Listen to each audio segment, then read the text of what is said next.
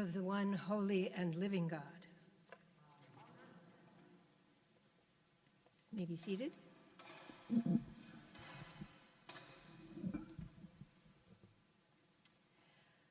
Well, this is certainly a day of vivid stories. Elijah encountering God in front of the wilderness cave, and Jesus walking across the water to the astonishment of his frightened friends. First, Elijah. Elijah has been called by God to a most difficult task. He is to speak God's challenge to King Ahab and his wife Jezebel, priestess of Baal. It's been a terrifying time. Almost all of the prophets, all but Elijah, who have remained faithful to the God of Israel, have been killed. Elijah himself has had a variety of terrible confrontations with this royal couple and the prophets in their control. Even though Elijah never wavers in his faith in God, he does lose heart. He has no confidence that any good will come of his efforts any more than of his predecessors. So he goes to the wilderness and prays to die.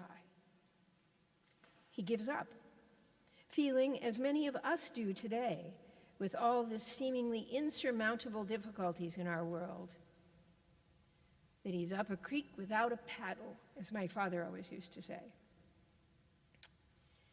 But an angel comes to him there alone in the wilderness and offers him food and urges him on to Mount Horeb, the mountain of God. There, far from any threat from his enemies, Elijah rests until he is summoned to come outside where God will pass by. I think we're all familiar with this scene. The prophet goes to the mouth of the cave, and first there is a tumultuous, mountain-crushing wind, but no God. Then a great and terrible earthquake. No God. Then a storm of fire, and still no God. Elijah feels more alone than ever. And finally, after all of that chaotic and destructive power, comes Kol Damama, variously translated as the sound of silence, or a still small voice, or the voice of calm. However we try to translate Kol Damama, that quiet is how Elijah encounters God. After all the time in chaos, alone against violent enemies, up the veritable creek without any kind of paddle, Elijah is alone with God, alone in awe and peace. And God asks, "What are you doing here?"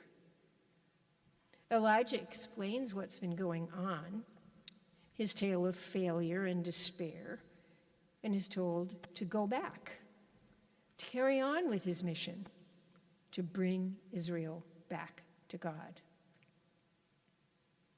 And he goes. The danger has not changed, but Elijah has. His fear has been banished by the peace of God.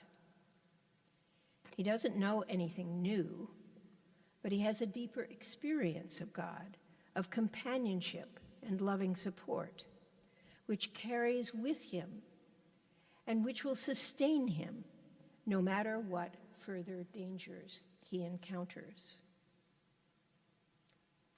Elijah had to wait through a whole series of natural disasters to encounter the peace which is God. But now he's strong enough for any human opposition.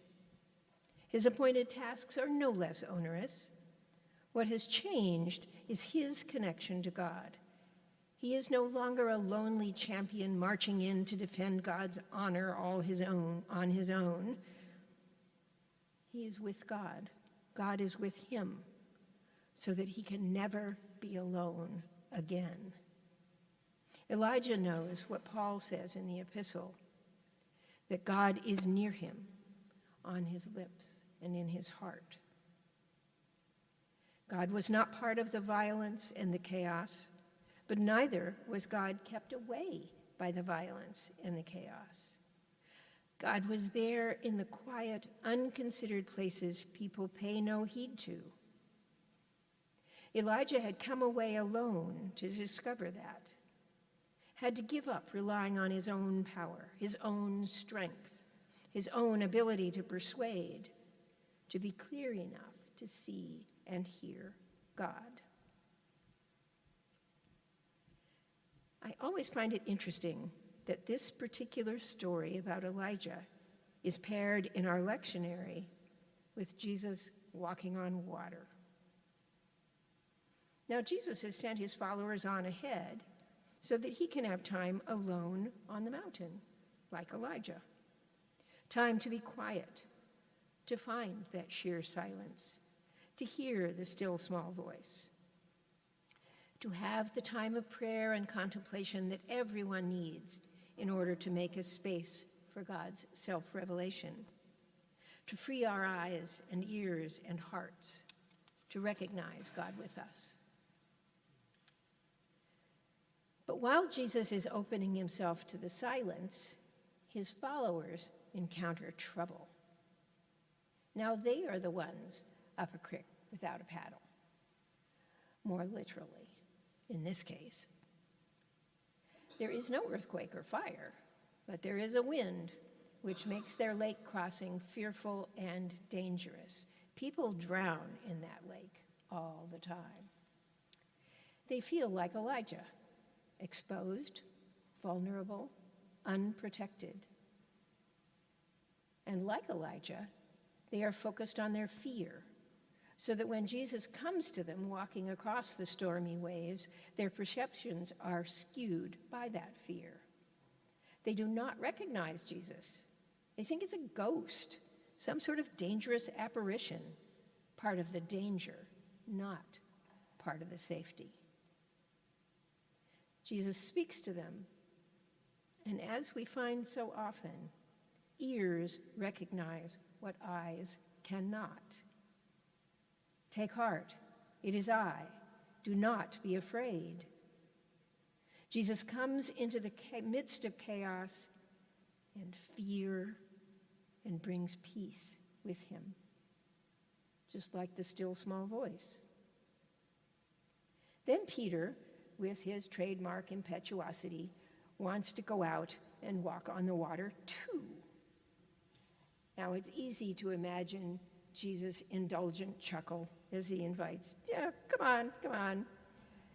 But of course, Peter is not stepping out in the confidence of a secure connection with God, but more as a kind of dare, a kind of adventure. And that spirit does not sustain him. He sinks like a stone. And so Jesus rescues him from the consequences of his own foolishness, his test for Jesus. What we see in both stories is the offer of great faith, a deep and abiding connection to the God who is always there for us, not bringing chaos and destruction, but offering us peace in the midst of any amount of suffering and destruction, saying to us, I am near you, on your lips and in your heart. The quiet, where we can be fully aware of God, is available even in the noisiest places, because it's an interior quiet. Most of us find it more easily when we follow the path to a quiet place apart, a situation without noise or distractions. But we know that it can be found inside us, even on the battlefield, or in an earthquake, or in a storm at sea. Jesus is, in fact, the paddle we need, however rough the creek. There are many people throughout history who have found that deep connection to God, that quiet of God in their innermost selves. Some, like Mother Julian, have found it in solitude, walled off from daily distractions. Some, like Mother Teresa, have found it in the stark and smelly tragedy of dying people thrown on a garbage heap. Some have found it as they are being killed for their faith. Wherever and however people find their way to this kind of deep inner quiet, their peace becomes a resource, not just for themselves, but for others. Elijah did, in fact, help to bring Israel back to God. Paul brought communities all around the Mediterranean into relationship with the risen Christ. Mother Julian brought guidance and comfort to a community ravaged by the plague. Mother Teresa brought healing of the body and spirit to people all over the world. Their connection to God has provided a path for others, and they all remind us that there are people around us still to share their paddles, to open our ears to the divine voice. Just a few days ago, on Thursday, was the Feast of the Transfiguration, one of the greatest feasts of the church year. It's another story of going up a mountain, away from the crowd and the chaos, to encounter God. But this time, Jesus does not go alone. He takes along Peter again, and James and John. And there they're able to see through the physical reality of a dusty carpenter to the greater reality of God the Son come among them. Peter and James and John have a moment of quiet and peace, a moment of astonishing connection to the reality beyond this physical one.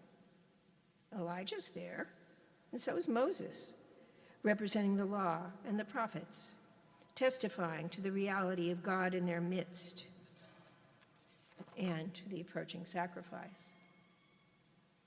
Elijah, in his own time apart, letting God into his innermost self, had his own time apart, letting God into his inmost self, and now he's on this other mountain as a witness to help these three have the same sort of still small encounter.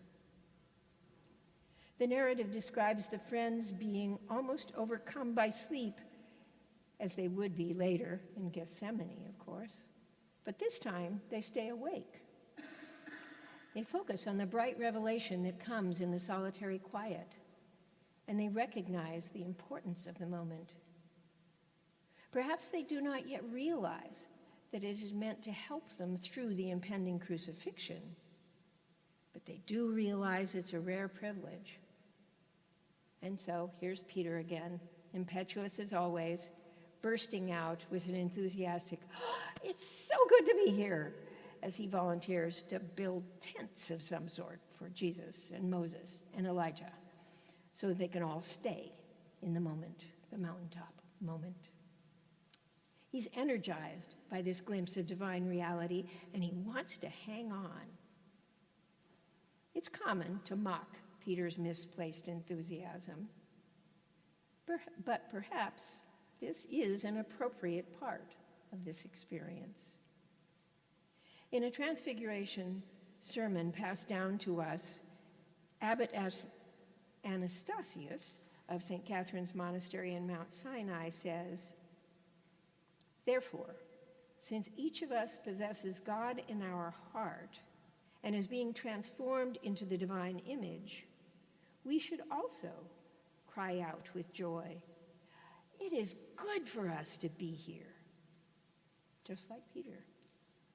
Here, where all things shine with divine radiance, where there is joy and gladness and exultation, where there is nothing in our heart but peace, serenity and stillness, where God is seen. With Christ, our hearts receive all wealth of his eternal blessings, and there, where they are stored up for us in him, we see reflected as in a mirror both the first fruits and the whole of the world to come." So, St. Anastasius.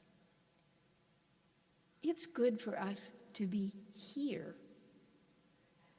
That can be our rallying cry when we're working to feed the hungry, to give shelter to those who need it, to give consolation to those who are alone and suffering, to stand with those under attack, to speak out for justice. It is good for us to be here, out on the steps, offering lemonade. It is good for us to be here where we can be still and find the peace of God, here where we can look for God deep in our hearts, here where we are fed with God's own self to nourish us for the service we have been given to do. It is good for us to be here, and God, who is on our lips and in our hearts, will remain with us when we leave here. It is good for us to be here as a community wherever we gather. It is good for us to be manna, to be the Sunday congregation, to be the crossing, to be in the boat with Jesus, no matter how rough the seas get. It is good for us to be here. It is good for us to be here with God and here with one another, an occasion of joy and celebration. In that spirit, I want to conclude with one of my favorite poems that gives me solace in times of strife, when I feel up a creek and am looking for some kind of paddle. This advice is from Edwina Gately. Be silent, be still, alone, empty before your God. Say nothing, ask nothing. Be silent, be still. Let your God look upon you. That is all. God knows. God understands. God loves you with an enormous love and only wants to look upon you with that love. Quiet, still, be. Let your God love you. Amen.